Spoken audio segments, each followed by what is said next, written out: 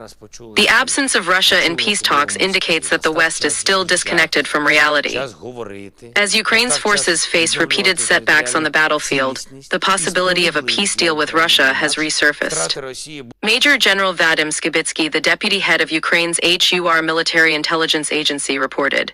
He describes the current situation as one of the most difficult since Russia's initial invasion. Skibitsky warns things are as difficult as they have ever been since the early days of Russia's full-scale invasion. And they are about to get worse. Kyiv's deputy spy chief stated that Ukraine is preparing for peace talks with Russia, acknowledging that winning on the battlefield is not feasible. Moreover, Ukraine and its Western allies are accelerating the distribution of weapons to Kyiv's soldiers in the upcoming weeks. The aim is to prevent Russia from further seizing more territory and to bolster Ukraine's defense capabilities against an anticipated Russia counteroffensive. Major General Skibitsky warned that Russia is exploiting its current advantage in weapons and manpower and is planning a major offensive this summer. Our problem is very simple.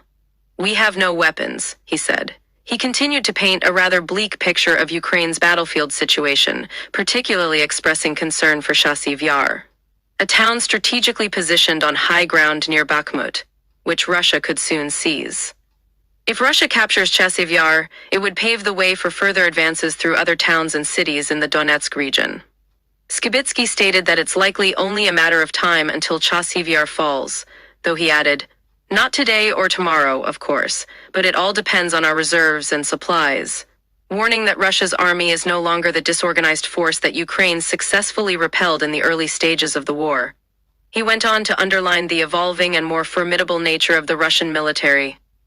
Now, it is a single body with a clear plan and under a single command, he said. The special Ukraine Peace Summit scheduled for June in Switzerland, hailed by Zelensky as the first real chance to begin restoring a just peace, without Russia at the negotiation table, is viewed by some as delusional, given Russia's significant role in any peace deal. Nevertheless, Ukraine and its Western allies are determined to pursue this path in the hope of finding a solution that aligns with their interests and values. Even though to exclude Russia's security concerns from the discussion is akin to living in a fantasy land, a spokesperson for Russia's foreign ministry stated on Friday that Moscow is open to considering serious proposals to resolve the Ukraine conflict.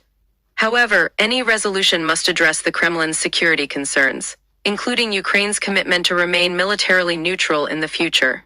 Joseph Borrell reportedly said that without Western arms supplies to Kyiv, the conflict in Ukraine will end in 2 weeks. Maria Zakharova responded, "Grand recognition, so much for the peace formula, stopping the West's supply of weapons to the Kyiv regime." The diplomat emphasized that Switzerland cannot serve as a platform for a settlement dialogue. This country has lost its neutral status, its ability to be a mediator. It has sided with the Kiev regime, actively supports it, takes an anti-Russian position, imposes sanctions against us, adopts strategies that exclude Russia from the system of European security, she said.